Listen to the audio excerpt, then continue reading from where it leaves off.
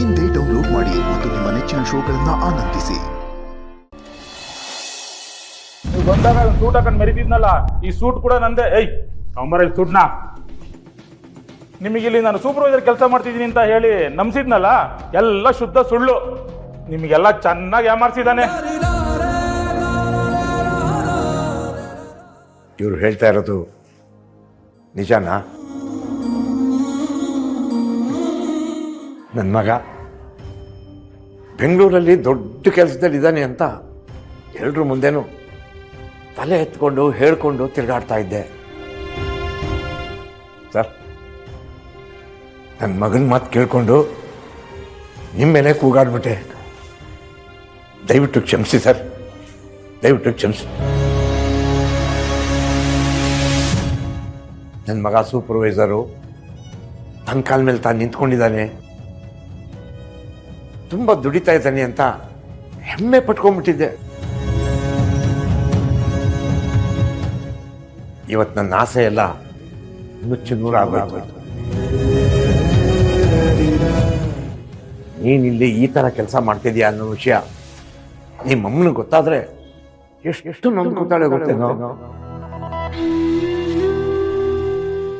ಮಕ್ಕಳು ಯಾವ ಕೆಲಸ ಮಾಡಿದ್ರು ಹೆತ್ತವ್ರಿಗೆ ಬೇಜಾರಿರಲ್ಲ, ದುಡಿತಿದ್ದಾನೆ ಅನ್ನೋ ನೆಮ್ಮದಿಯಿಂದನಾದ್ರೂ ಇರ್ತಾರೆ. ಆದರೆ ಸುಳ್ಳು ಹೇಳಿ ಸಿಕ್ಕಾಕೊಂಡ್ಮೇಲೆ ತಂದೆ ತಾಯಿಗೆ ಆಗುತ್ತಲ್ಲ ದುಃಖ, ಅದನ್ನು ತಡ್ಕೊಳಕ್ಕಾಗಲ್ಲ.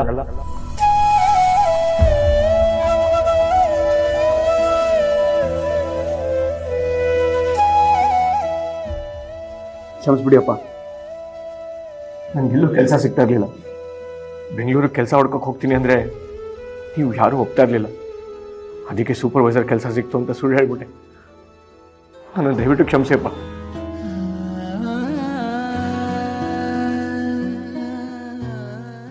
ಇನ್ನ ಒಂದು ಸುಳ್ಳು ಮಾತಿನಿಂದ ಎಷ್ಟು ಜನರ ಮನಸ್ಸುಗಳಿಗೆ ನೋವಾಗಿದೆ ಅಂತ ನಿನ್ಗೆ ಗೊತ್ತಾ? ಹೊಲಸಪ್ಪ, ಅಣ್ಣ ಸುಳ್ಳು ಹೇಳಿರ್ಬೋದು, ಆದ್ರೆ ನಿಯತ್ತಾಗಿ ಒಂದು ಕೆಲಸ ಮಾಡ್ತಿದ್ದಾನಲ್ವಾ, ಕ್ಷಮಿಸ್ಬಿಡು. ಅಳಿಯಂದ್ರು ನಿನ್ ಮೇಲಿಟ್ಟಿರೋ ಪ್ರೀತಿ ವಿಶ್ವಾಸನೇ ಬೇರೆ. ಅದೇ ಅಳಿಯಂದ್ರು ನನ್ನ ಮುಂದೆ ನಿನ್ನ ಬಾಯಿಗೆ ಬಂದಾಗ ಬೈದು ಅವಮಾನ ಮಾಡಿದ್ರೆ ನಾನು ಸುಮ್ಮನಿರ್ತೀನ ಹೇಳು? ಅಳಿಯಂದ್ರೆ ಉದಾಹರಣೆಗೆ ಹೇಳಿದೆ ಅಷ್ಟೇ, ನೀವು ಆ ರೀತಿ ಕೆಲಸ ಮಾಡೋರಲ್ಲ ಅಂತ ನನಗೆ ಗೊತ್ತು.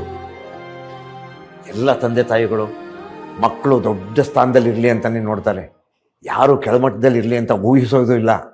ಹಾಗಂತ ಗಾರೆ ಕೆಲಸ ಮಾಡೋದು ತಪ್ಪು ಅಂತ ನಾನು ಹೇಳ್ತಾ ಇಲ್ಲ. ನನ್ನ ಮಗ ಗಾರೆ ಕೆಲಸ ಮಾಡೋದನ್ನ ನಾನು ನೋಡಕ್ಕೆ ಇಷ್ಟಪಡಲ್ಲ.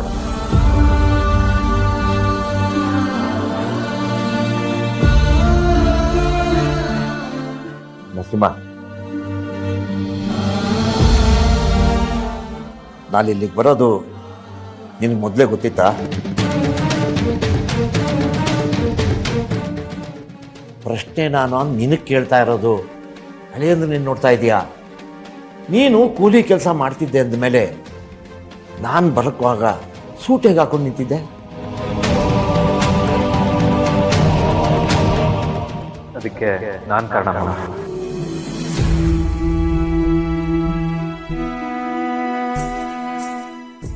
ಹೋದ ವಾರ ನಾನು ಬಿಲ್ಡಿಂಗ್ ಬಂದಾಗ ನರಸಿಂಹ ಅವ್ರಿಗೆ ಕೆಲಸ ಮಾಡ್ತಿರೋದನ್ನ ನೋಡಿದೆ. ಅವ್ರು ಕೆಲಸ ಮಾಡ್ತಿರೋ ಈ ಬಿಲ್ಡಿಂಗ್ ಬೇರೆ ಯಾರ್ದು ಅಲ್ಲ, ನಂದೆ. ಆ ಟೈಮಲ್ಲಿ ನರಸಿಂಹ ಅವ್ರು ಇಲ್ಲಿ ಕೆಲಸ ಮಾಡ್ತಿರೋ ವಿಷಯನ ಬೇರೆ ಯಾರಿಗೂ ಹೇಳ್ಬೇಡಿ ಅಂತ ಕೇಳ್ಕೊಂಡ್ರು. ಅದಕ್ಕೆ ಯಾರಿಗೂ ಹೇಳಲಿಲ್ಲ. ದೀಪ ಅವ್ರಿಗೂ ಇದನ್ನು ಹೇಳಿರಲಿಲ್ಲ. ಆದರೆ ನೀವು ಇವತ್ತು ಇವ್ರು ನೋಡಬೇಕು ಅಂದಾಗ ಏನು ಮಾಡಬೇಕು ಅಂತ ಗೊತ್ತಾಗಲಿಲ್ಲ. ಅವಾಗ ಇವ್ರಿಗೆ ಹೇಳಿದೆ. ಆಮೇಲೆ ನಾವಿಬ್ಬರು ತುಂಬ ಯೋಚನೆ ಮಾಡಿ ನರಸಿಂಹ ಅವ್ರಿಗೆ ನೀವು ಬರ್ತಿದ್ದೀರಾ ಅಂತ ಮೆಸೇಜ್ ಕಳಿಸಿದ್ವಿ. ಓಹೋ, ಅದಕ್ಕೆ ಇವರು ವೇಷ ಬದಲಾಯಿಸ್ಕೊಂಡು ನನ್ನ ಮುಂದೆ ಹೀರೋ ಥರ ನಿಂತ್ಕೊಂಡು ಬಿಲ್ಡಪ್ ಕೊಟ್ಟಿದ್ದ.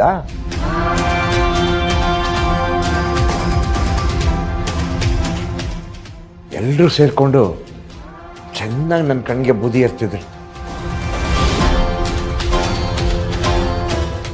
ಈಗ ಹೇಳ್ತೀನಿ ಅಂತ ಬೇಜಾರು ಮಾಡ್ಕೊಬೇಡಿ ಅಳಿ. ಅಂದರೆ ಈ ವಿಷಯದಲ್ಲಿ ನೀವು ತಪ್ಪು ಮಾಡಿದ್ರಿ.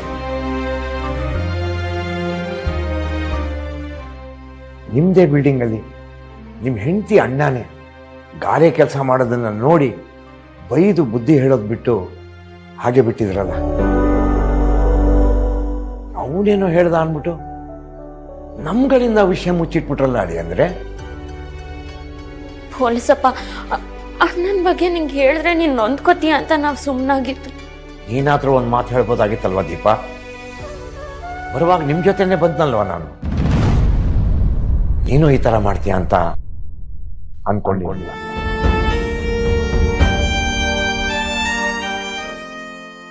ಆಗಿದ್ದಾಗೋಯ್ತು. ಇನ್ಮೇಲೆ ನನ್ನ ಮಗ ಇಂಥ ಕೆಲಸ ಮಾಡೋ ಅವಶ್ಯಕತೆ ಇಲ್ಲ.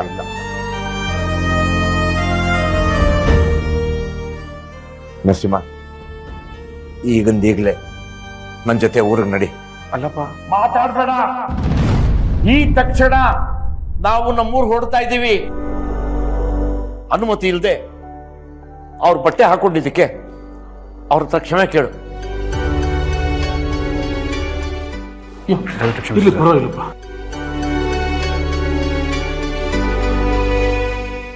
ಬರ್ತೀವಿ ಸರ್.